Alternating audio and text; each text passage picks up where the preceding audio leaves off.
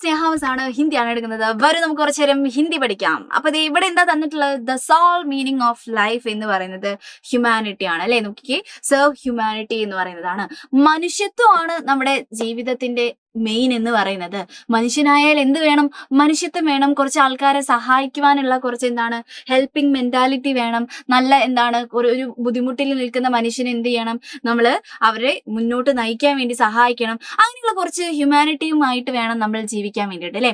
അതിന് ഏറ്റവും നല്ല ഉദാഹരണങ്ങൾ പറഞ്ഞുകൊണ്ടുള്ള ഒരു കഥയായിരുന്നു എന്തെന്ന് പറയുന്നത്, ഒരു ഡയറി ആയിരുന്നു എന്തെന്ന് പറയുന്നത്, പ്രേം കെ സിവ ഓർ കുച്ച് നെഹി എന്ന് പറയുന്നത് അല്ലെ. ഇതൊരു ഡയറി ആയിരുന്നു. അതായത് നമ്മുടെ ജസിന്ത കിർക്കിട്ട എന്ന് പറയുന്ന എഴുത്തുകാരി ഒരു ദിവസം എന്തിനു പോവാണ്? ഹോസ്പിറ്റലിൽ പോവാണ്. ഹോസ്പിറ്റലിൽ പോയ സമയത്ത് അവർക്ക് അവിടെ നിന്ന് ഉണ്ടായിട്ടുള്ള അനുഭവങ്ങൾ വെച്ചിട്ട് ഒരു ഡയറി എഴുതുകയാണ്.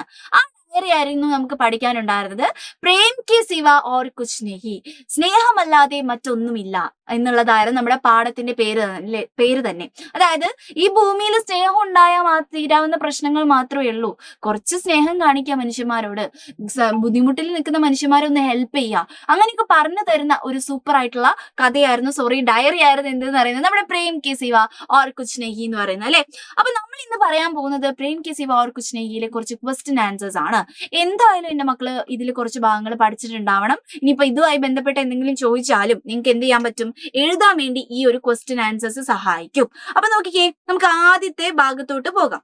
ആദ്യത്തെ ക്വസ്റ്റ്യൻ ഇതായിരുന്നു. നോക്കിക്കേ, मैंने 20 रुपए निकाल कर उसकी ओर बढ़ा दिए, यहाँ लेखिका का कौन सा मनोभाव प्रकट होता है? ഓക്കെ മിസ് മലയാളത്തിൽ പറയാവേ.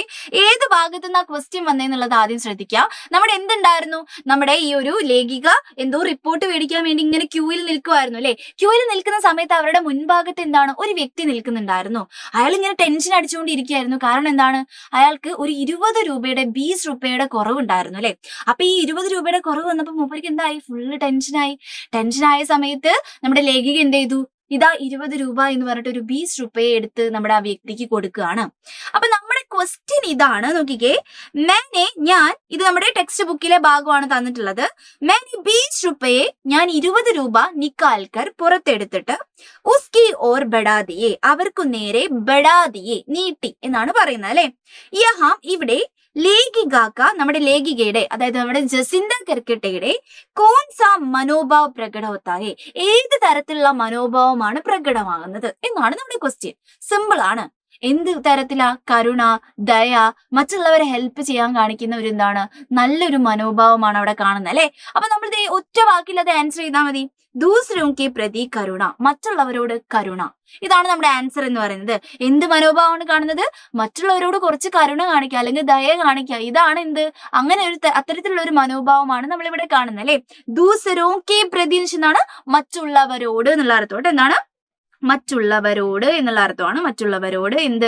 കരുണ കാണിക്കുക, അല്ലെങ്കിൽ മക്കൾക്ക് ദയ എന്നും എഴുതാം കേട്ടോ. ഓക്കെ, യെസ്, ഇതാണ് നമ്മുടെ ശരിയായിട്ടുള്ള ആൻസർ.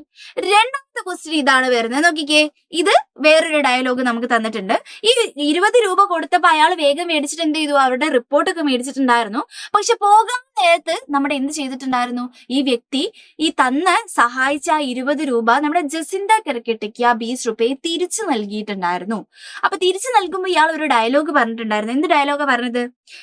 നമ്മുടെ ജസിന്ത പറഞ്ഞു, അയ്യോ വേണ്ട, 20 രൂപയല്ലേ, നിങ്ങൾ എടുത്തോളൂ, എനിക്ക് വേണ്ട എന്നൊക്കെ പറഞ്ഞ സമയത്ത് ഇവരൊരു ഡയലോഗ് അടിച്ചു. ഏത് ഡയലോഗാ? നെഹി അല്ല, വ 20 ഹി റുപയെ നെഹി തേ, ഇത് 20 രൂപയായിരുന്നില്ല. അതായത് ആ ഒരു സമയത്ത് അവർക്ക് ഏറ്റവും അത്യാവശ്യം എന്തായിരുന്നു? ഈ 20 രൂപയായിരുന്നു. ആ 20 രൂപയ്ക്ക് ആ ഒരു സമയത്ത് എത്രത്തോളം 2000 രൂപയുടെ ഒക്കെ വിലയുണ്ടായിരുന്നു. അയാളുടെ അഭിമാനത്തിന്റെ വിലയുണ്ടായിരുന്നു, അയാളുടെ സമയത്തിന്റെ വിലയുണ്ടായിരുന്നു. അപ്പൊ വളരെ മൂല്യവാൻ മീൻസ് വാല്യുബിൾ എന്നുള്ള അർത്ഥം കേട്ടോ. വളരെ വാല്യൂ ഉള്ള ഒരു പൈസയായിരുന്നു ആ 20 രൂപ. അപ്പൊ അദ്ദേഹം പറഞ്ഞിട്ടുള്ള ഡയലോഗ് ഇതാണ്. നോക്കിക്കേ, നെഹി അല്ല, ഇത് വെറും ഒരു 20 രൂപ, 20 രൂപയായിരുന്നില്ല എന്ന് പറഞ്ഞു അല്ലെ. ഓക്കെ, നമ്മളോട് ചോദിച്ചിട്ടുള്ള ക്വസ്റ്റ്യൻ ഇതാണ്. ഇസ്സെ അപ്നെ ക്യാ സംജ, ഇതുകൊണ്ട് താങ്കൾ എന്താണ് മനസ്സിലാക്കിയത്? ക്യാ സംജ മീൻസ് എന്താണ് മനസ്സിലാക്കിയത്? നിങ്ങൾ എന്താ മനസ്സിലാക്കിയത്? ആ ഒരു സമയത്ത് 20 രൂപയ്ക്ക് വളരെയധികം മൂല്യം ഉണ്ടായിരുന്നു. അയാൾ ടെൻഷനിലായിരുന്നു, അതുകൊണ്ട് മൂല്യം കൂടി അല്ലെ. അപ്പൊ അതാണ് നമ്മൾ എഴുതാൻ പോകുന്നത്. ശ്രദ്ധിച്ചേ മക്കള്. എന്താണ് എഴുതേണ്ടത്? ഉസ് സമയ്, ആ ഒരു സമയത്ത് 20 रुपये नहीं होने के कारण वह വ്യക്തി बहुत परेशान में था. നോക്ക, ആ ഒരു ടൈമില്, ടൈമിന്റെതാണ് മെയിൻ കാര്യം അല്ലെ. ആ ഒരു ടൈമില് 20 രൂപ നെഹി ഹോനേക്ക് കാരൻ, ഇല്ലാതിരുന്നത് കാരണം നമ്മുടെ ആ വ്യക്തി ബഹുത് ഒരുപാട് പരേഷാൻ മേത്ത. പരേഷാൻ മീൻസ് എന്താണ്? ടെൻഷൻ ആണ് കേട്ടോ. ഈ ടെൻഷൻ എന്നുള്ള വാക്ക് നമ്മുടെ പ്രേം കി സിവ ഓർ കുച്ചിൽ നമ്മൾ പഠിക്കണം. കാരണം ഒരുപാട് തവണ നമ്മൾ പരേഷാൻ എന്നുള്ള വാക്ക് ഉപയോഗിക്കുന്നുണ്ട്. പരേഷാൻ ഹോന, ടെൻഷൻ ആവാ എന്നുള്ള അർത്ഥം കേട്ടോ. അപ്പൊ അത് എന്തായാലും പഠിക്കുക. അയാൾ ആ ഒരു സമയത്ത് എന്തായിരുന്നു? ടെൻഷനിലായിരുന്നു. ഇസ്ലിയെ, അതുകൊണ്ട് ലേഖികയ്ക്ക് വ പൈസ, ലേഖികയുടെ ആ പൈസ മീൻസ് എന്താണ്? പൈസ, ക്യാഷ്. ഉസ്കേലിയെ, അവരെ സംബന്ധിച്ചിടത്തോളം ബഹുത് മൂല്യവാൻ ഹോ ഗയ, ഒരുപാട് വാല്യുബിൾ ആയിട്ട് മാറി. ആ ടൈമിൽ അയാൾ ഈ പൈസ ഇല്ലാത്തത് കാരണം എന്തായിരുന്നു? പരേഷാനിലായിരുന്നു, ടെൻഷനിലായിരുന്നു. അതുകൊണ്ട് ഇസ്ലിയെ ലേഖികയ്ക്ക് ആ പൈസ, ലേഖിക കൊടുത്തിട്ടുള്ള ആ 20 രൂപയെ അയാളെ സംബന്ധിച്ചിടത്തോളം വളരെയധികം മൂല്യവാനുള്ളത്, വാല്യബിൾ ആയിട്ടുള്ള ഒരു സംഭവമായിട്ട് മാറി. ഇതാണ് നമ്മുടെ ആൻസർ എന്ന് പറയുന്നത്. വളരെ സിമ്പിൾ ആയിട്ടുള്ള ഒരു ആൻസർ ആണ് അല്ലെ. ഓക്കെ, അപ്പൊ ഇത് എന്തായാലും എന്റെ മക്കൾ പഠിച്ചു വെച്ചോളാം. അടുത്ത ക്വസ്റ്റ്യനിലോട്ട് നമുക്ക് പോകാം. അടുത്ത ക്വസ്റ്റ്യൻ ഇതാണ്, നോക്കിക്കേ. अस्पताल के भीतर और बाहर अपनी अपनी अलग दुनिया है, ऐसा क्यों कहा गया? ഇതൊരു സ്പെഷ്യൽ ക്വസ്റ്റ്യൻ ആണ് കേട്ടോ. ഇത് പുറത്തുനിന്നുള്ളൊരു ക്വസ്റ്റ്യൻ ആണ്. അതായത് ഇതാണ് നമ്മുടെ ക്വസ്റ്റ്യൻ. അസ്പതാൽ മീൻസ് ഹോസ്പിറ്റൽ, നമുക്കൊക്കെ അറിയാം അല്ലെ. ഈ ഹോസ്പിറ്റലിന്റെ ഭീത്തർ മീൻസ് ഉള്ളിൽ എന്നുള്ള അർത്ഥമാണ്, ഉള്ളിലും. ബാഹർ മീൻസ് പുറത്ത് എന്നുള്ള അർത്ഥമാണ്. ഹോസ്പിറ്റലിന്റെ ഉള്ളിലും പുറത്തും അപ്പനി അലഗ് ദുനിയ ഹെ, വേറെ തന്നെ ഒരു വേൾഡ് ആണ്. ദുനിയ മീൻസ് എന്താണ്? വേൾഡ് ആണ്. വേറെ തന്നെ ഒരു വേൾഡ് ആണ്. ഉള്ളിലുള്ള വേൾഡ് വേറെ, പുറത്തുള്ള വേൾഡ് വേറെ അല്ലെ. ऐसा क्यों कहा गया है? ഇങ്ങനെ പറയാൻ കാരണം എന്താണ് എന്നാണ് നമ്മളോട് ചോദിച്ചിട്ടുള്ളത്. ഇങ്ങനെ പറയാൻ കാരണം എന്താണ്? ഇതെന്താ രണ്ടും ഒരേ വേൾഡ് അല്ലേ? ഹോസ്പിറ്റലിന്റെ ഉള്ളിൽ വേറെ വേൾഡ്, പുറത്ത് വേറെ വേൾഡ്, അങ്ങനെയൊക്കെ എങ്ങനെയാ പറയാൻ പറ്റാം? ഓക്കെ, നമ്മുടെ ഈ പാഠവുമായി ബന്ധപ്പെട്ട് നമുക്ക് പറയാൻ പറ്റും അല്ലെ. ഹോസ്പിറ്റലിന്റെ ഉള്ളിൽ എന്തായിരിക്കും മക്കളൊന്ന് ആലോചിച്ച് നോക്കിയേ. ഭയങ്കര, അതായത് ഒരുപാട് ആൾക്കാർ അസുഖമായിട്ട് ഇരിക്കുകയായിരിക്കും, ഒരുപാട് ആൾക്കാർ ടെൻഷനിലായിരിക്കും. അങ്ങനത്തെ ഒരു വേൾഡിലായിരിക്കും നമ്മൾ അവിടെ കാണുന്നത്. ഹോസ്പിറ്റൽ എന്ന് വെച്ചാൽ അങ്ങനെ ഒരു തിരക്ക് പിടിച്ച ഒരു സംഭവമാണ് നമ്മൾ കാണുന്നത് അല്ലെ. അവിടെ മനുഷ്യന്മാർക്ക് ചിലപ്പോൾ എന്തായിരിക്കും? മനുഷ്യത്വം കുറച്ച് കൂടുതലായിരിക്കും. എല്ലാവരും ഓരോ പ്രശ്നത്തിലാണ്, ആൾക്കാർക്ക് മനസ്സിലാക്കാൻ പറ്റും. മനുഷ്യത്വം കുറച്ച് കൂടുതലായിരിക്കും അല്ലെ. പക്ഷെ നമ്മുടെ ഹോസ്പിറ്റലിന്റെ പുറത്ത് എന്താണ്? ബാഹൻ സാധാരണ ജീവിതമാണ്. അവിടെ ചിലപ്പോൾ എന്താണ്? മനുഷ്യത്വം എന്ന് പറയുന്നത് കുറച്ച് കുറവായിരിക്കും. മനുഷ്യന്മാർക്ക് അവരവരുടെ കാര്യം നോക്കി അങ്ങ് പോയാൽ മതി അല്ലെ. ഹോസ്പിറ്റലില് കുറച്ച് എന്തായിരിക്കും? വേറെ വേൾഡ് ആയിരിക്കും. എല്ലാവരും ടെൻഷനിലായിരിക്കും. പക്ഷെ ഹോസ്പിറ്റലിന്റെ പുറത്ത് സാമാന്യ ജീവിതമായിരുന്നു, നമുക്ക് മനുഷ്യത കുറച്ച് കുറവായിരിക്കും. ഇതാണ് നമ്മുടെ ആൻസർ കേട്ടോ. അപ്പൊ നമ്മൾ ഇതിങ്ങനെ ആൻസറിലോട്ട് വരികയാണെങ്കിൽ ഇങ്ങനെയാണ് എഴുതുന്നത്. അന്തർ, ഹോസ്പിറ്റലിന്റെ അന്തർ മീൻസ് എന്താണ്? ഉള്ളിൽ. എന്താണ്? ലോക് ബീമാരി ഓർ പരേഷാനി മേ രഹത്തെ ഹെ. ബീമാരി മീൻസ് എന്താണ്? അസുഖമാണ് കേട്ടോ, അസുഖമാണ്. പരേഷാൻ മീൻസ് നമ്മൾ എഴുതിയതാണ് എന്താണ്? ടെൻഷനാണ്. ടെൻഷനിലും ആയിരിക്കും ഉണ്ടാവുന്നത്. ഓക്കെ, ലേക്കിൻ പക്ഷേ അസ്പതാൽ കെ ബാഹർ, പുറത്ത് എന്ന് പറയുന്നത് ജനങ്ങൾ സാധാരണ ജീവൻ ജീത്തെ ഹെ, സാധാരണമായിട്ടുള്ള ഒരു ലൈഫ് ആയിരിക്കും ജീവിക്കുന്നത്. ഓക്കെ, അതുകൊണ്ട് ബാഹർ, പുറത്ത് മനുഷ്യത ബി കം ഹോത്തി ഹെ, മനുഷ്യത്വം എന്ന് പറയുന്നതും ഹ്യൂമാനിറ്റി എന്ന് പറയുന്നതും കം ഹോത്തി ഹെ, കുറഞ്ഞിരിക്കും അല്ലെ. എന്താണ്? കുറഞ്ഞിരിക്കും എന്ന് പറയാണ്. കുറച്ച് മാത്രമേ ഉണ്ടായിരിക്കുള്ളൂ, കുറച്ച് കുറവായിരിക്കും മനുഷ്യത്വം. ഹോസ്പിറ്റലിലുള്ള ആൾക്കാർ മനസ്സിലാക്കുന്ന അത്ര പുറത്തുള്ള ആൾക്കാർക്ക് മനസ്സിലാക്കാൻ സാധിച്ചോളണം എന്നില്ല അല്ലെ. അപ്പൊ ഇതാണ് നമ്മുടെ ആൻസർ എന്ന് പറയുന്നത്. മക്കൾ ഇത് എന്തായാലും പഠിക്കുക. ചിലപ്പോൾ ഇതെന്താണ് നമുക്ക് ചോദിക്കാൻ വേണ്ടി ചാൻസ് ഉണ്ട്. പിന്നെ എന്തായാലും ഹോംവർക്ക് ഒക്കെ തരും. അതുകൊണ്ട് ഇത് നന്നായിട്ട് മനസ്സിലാക്കി വിട്ടുണ്ടാവണം കേട്ടോ. ഓക്കെ, നെക്സ്റ്റ് ക്വസ്റ്റ്യൻ ഇതായിരുന്നു. നോക്കാം. ഇസ് ധർത്തി കോ പ്രേം കെ സിവ ഓർ കുച്ച് നഹീ ബച്ചാ സക്താ. നമ്മുടെ പാഠത്തിന്റെ അവസാനം വന്നിട്ടുള്ള ഒരു ക്വസ്റ്റ്യൻ ആയിരുന്നു അല്ലെ. നമ്മുടെ പാഠം എങ്ങനെയായിരുന്നു എൻഡ് ആയിട്ടുണ്ടായിരുന്നത്? അതായത് ഈ ഭൂമിയെ സ്നേഹത്തിന് കൂടാതെ വേറെ ഒന്നിനും രക്ഷിക്കാൻ പറ്റില്ല. സ്നേഹം ഉണ്ടെങ്കിലേ നമ്മുടെ ഈ ഭൂമി മുന്നോട്ട് പോകത്തുള്ളൂ. സ്നേഹത്തിന് മാത്രമേ രക്ഷിക്കാൻ പറ്റുള്ളൂ എന്ന് പറഞ്ഞിട്ടുണ്ടായിരുന്നു അല്ലെ.